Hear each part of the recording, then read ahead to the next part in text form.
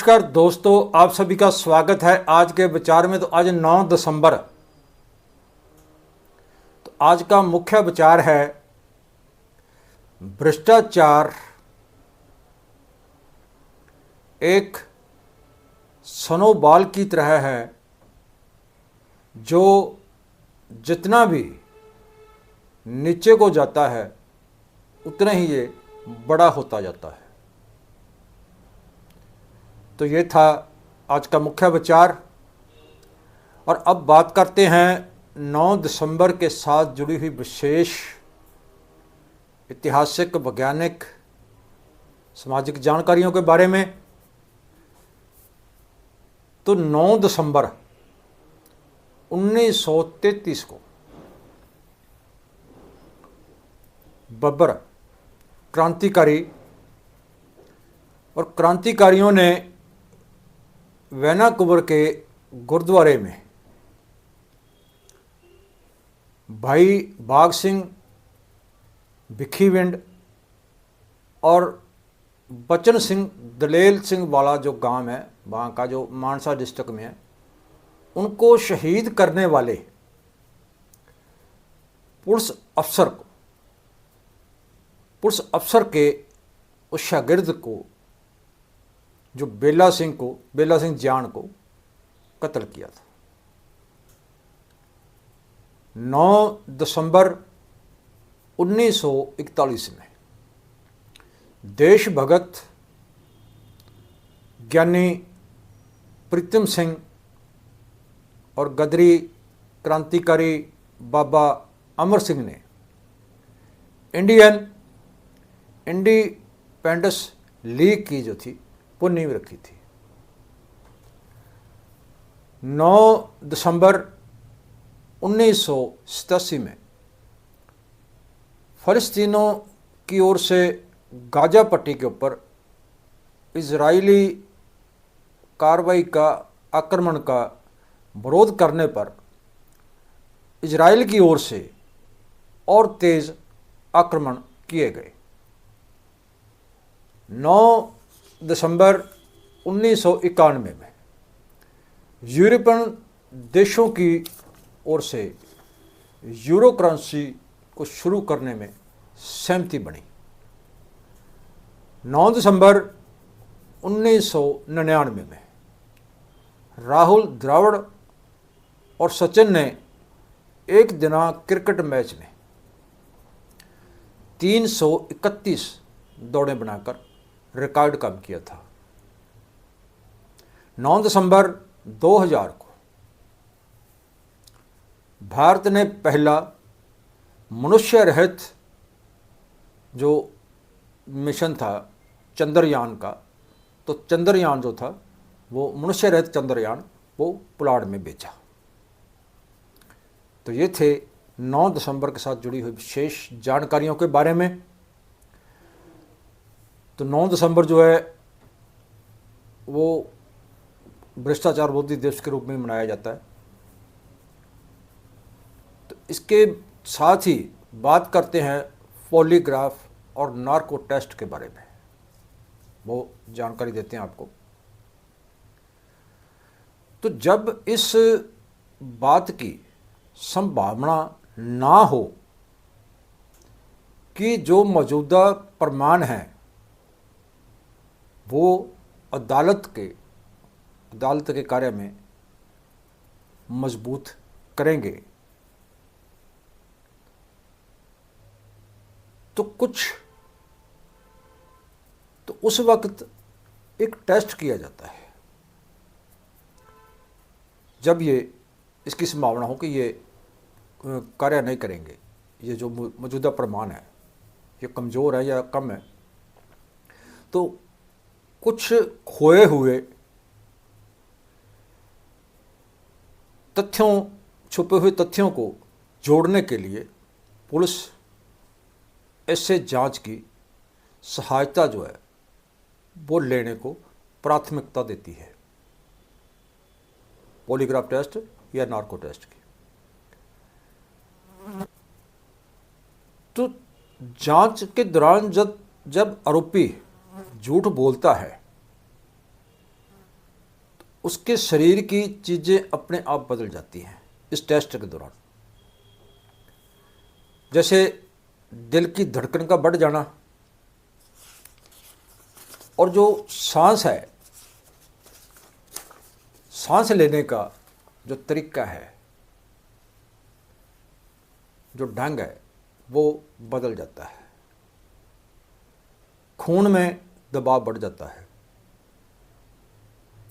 पैरों और शरीर में पसीना आने लगता है, इस टेस्ट के चलते आना शुरू हो जाता है। तो ऐसे और भी कई प्रकार के लक्षण जो हैं वो प्रकट होने शुरू हो जाते हैं। तो इन मापदंडों के आधार पर विशेषज्ञों ने एक ऐसी जो प्रणाली है वो विकसित की है, जो कि साधारण प्रश्नों के प्रति व्यक्ति की प्रतिक्रिया को और चुनौतीपूर्ण प्रश्नों के प्रति उसकी प्रतिक्रिया के बीच जो अंतर है उसको वो माप सकती है। तो शरीर में होने वाले वो परिवर्तन को बताती है कि कोई व्यक्ति सच बोल रहा है या वो व्यक्ति झूठ बोल रहा है, या वो प्रश्न करने वाले को धोखा दे रहा है। तो पॉलीग्राफ टेस्ट जो है वो अदालत की ओर से पॉलीग्राफ की टेस्ट की जो है वो अनुमति मिलने के बाद, ये सीधा नहीं होता, कोर्ट की अनुमति मिलने के बाद निश्चित तौर पे और आरोपी की सहमति के साथ पहले उसका एक सरल शारीरिक जो है वो परीक्षण किया जाता है।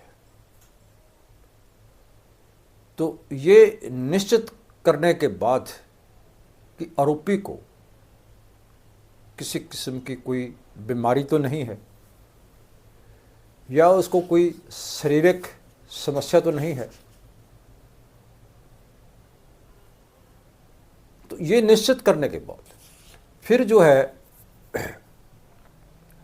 उसके शरीर के साथ कुछ सेंसर जोड़े जाते हैं। जैसे ब्लड प्रेशर मापने के लिए उसकी छाती और एक बेल्ट जो है उसके पेट के ऊपर उसका दबाव जानने के लिए सेंसर बेल्ट जो है वो लगाई जाती है। तो इसी तरह रक्त के प्रवाह का मालूम करने के लिए उंगली में एक सेंसर जो है वो लगाया जाता है। तो इन सभी सेंसरों के जो सिग्नल है वो एक डिजिटल मॉनिटर पर रिकॉर्ड किए जाते हैं। तो इस तरीके के साथ शरीर की प्रत्येक गतिविधियों को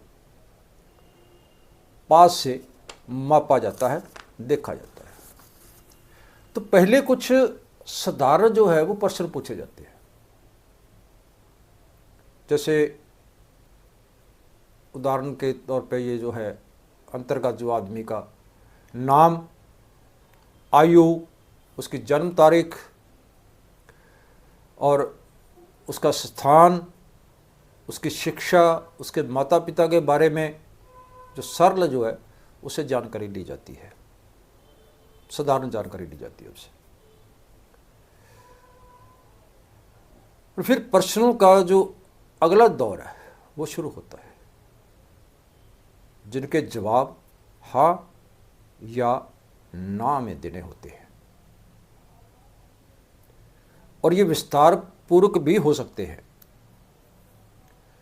तो इनके उत्तर जो है वो शारीरिक प्रतिक्रिया से अनुमान जो है वो लगाया जा सकता है कि वो व्यक्ति सच बोल रहा है या वो व्यक्ति झूठ बोल रहा है।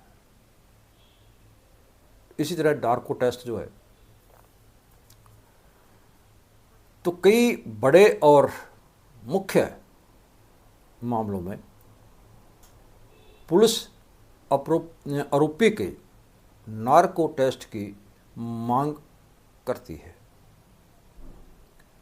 और अपनी जांच में इसके ऊपर वो आत्मविश्वास के साथ पूर्ण जो है भरोसा करती है। तो अगर किसी आरोपी की ओर से दिए गए उनके कथन और पुलिस डिपार्टमेंट की ओर से देखी गई वास्तविक स्थिति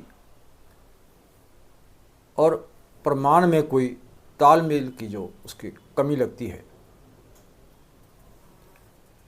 तो दोषी से असली जानकारी हासिल करने के लिए जो नार्को टेस्ट जो है वो किया जाता है। इस टेस्ट को ट्रूथ सीरम भी कहा जाता है।